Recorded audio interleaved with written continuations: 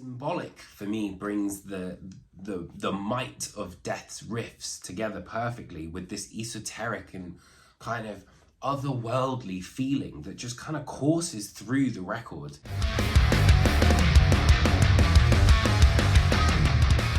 Hi guys, welcome back, and hello if you are new. So I am really gutted that I missed the actual day that Symbolic turned 30, but I was absolutely horrendously ill and it wouldn't have been any fun for anyone watching me coughing and spluttering through a video. Anyway, so back in 1995, the world was not prepared for March 21st when Death unveiled what I think is maybe the pinnacle of a death metal album in the form of Symbolic.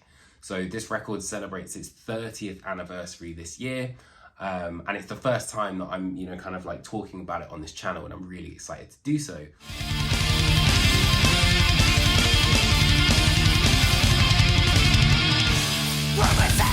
For me, Symbolic is, I think, maybe one of the most influential death metal albums of all time. It was the only record that was on Roadrunner, and is the 6th album that sits between Individual Thought Patterns and the final Death album, which is The Sound of Perseverance.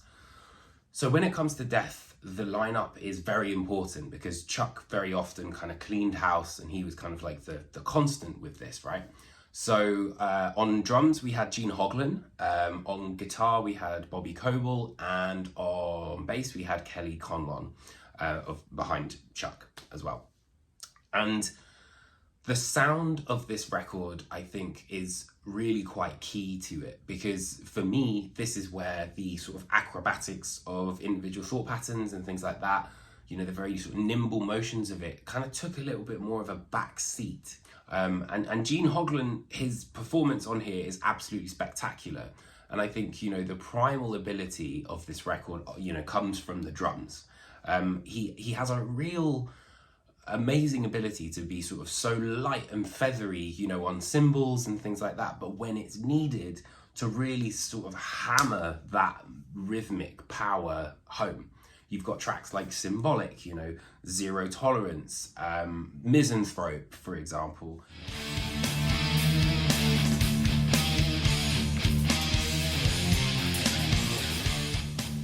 Completely contradictory to Individual Thought Patterns, Symbolic stops and starts a hell of a lot. It's got the and then there's moments where it just kind of like literally just kind of dead comes to a stop, essentially. But for me, it's the space where it's almost like a sentence where there's kind of, a pause, literally just did it then, a pause to kind of emphasize what you're actually trying to say, and it makes what you're saying even more pertinent than if you were kind of like speaking at 1,000 miles an hour, which I often found was the case with Individual Thought Patterns. But then it means that when the sentences do come out, they are very measured. They know exactly what they're saying, and they're laser focused. And for me, the riffs are very much like that. They have this sort of elemental power to them that you can kind of, you feel them coming from a mile off, but they always kind of take you by surprise. And I think it's the genius in their simplicity. Calculations will be abolished. All the traps of sense to confine. Like Misanthrope, that and it just, I don't know what it is. There is just something truly primal about it. Listen to hear of all mankind. But I think the real secret weapon of Symbolic is melody. All of the tracks on here almost have like two sides. So, it has this very measured idea of what the riffs are, and they make sure that those are laser focused, but at the same time it allows for a song to meander but never go too far out of reach before it's kind of brought back to those laser focused riffs. And the great thing about that is that you'll have these heavy brutish riffs, but will then sort of reveal these delicate melodies throughout time And it makes that sort of snapshot of hearing that just that much more special.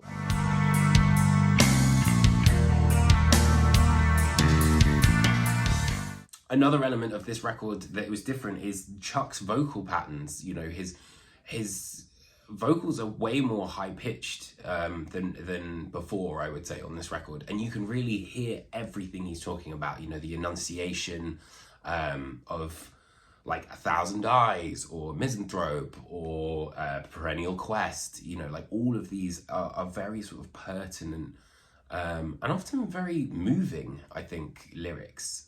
But I also think that Death have had this, I call it like the Sorrow Chord, which is they have this underlying sense of melancholy to them. There's a real sadness in some of the sections that they play and they sing about. And, you know, Zero Tolerance, and for me, it's the voicing of that pained soul that comes out on Without Judgement, you know, that kind of tapping section, which comes in midway through that song. It's just beautiful.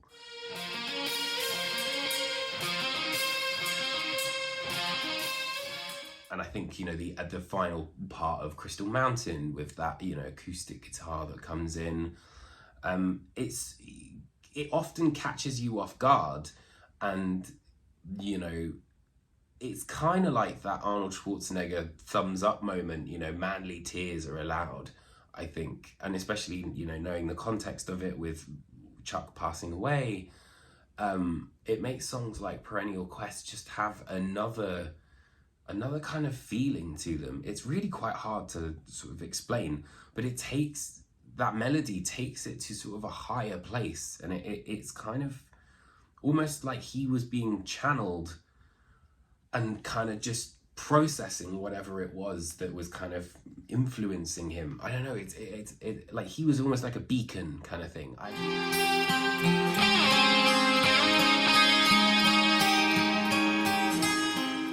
really don't think that there's anyone in extreme metal that has ever come close to what Chuck and everyone else playing in Death. You know, it's important to note that it's not just the Chuck Schuldiner show, but like, you know, that sort of lightning rod is just uncomparable. Symbolic for me brings the might of Death's riffs together perfectly with this esoteric and kind of otherworldly feeling that just kind of courses through the record. It's been a really interesting one to re-listen to, actually, because now hearing it, you know, with my 34-year-old ears, it's very, very different. And maybe the best Death album of all time. Maybe. That will probably change if you ask me on a Monday. But anyway, that's what I thought of Death's Symbolic album. Let me know what you think of the record. You know, where were you when you first heard it? How do you think it sort of stacks up now? You know, is it your favourite Death album? I'd love to know. So please do leave your comments underneath me. And if you did enjoy this video, it'd be great if you could hit that like and subscribe button. And please do share the video, you know, with any of your mates or anything like that. And I'll see you guys very, very soon for even more album reviews. Take care, my friends. We are enslaved now.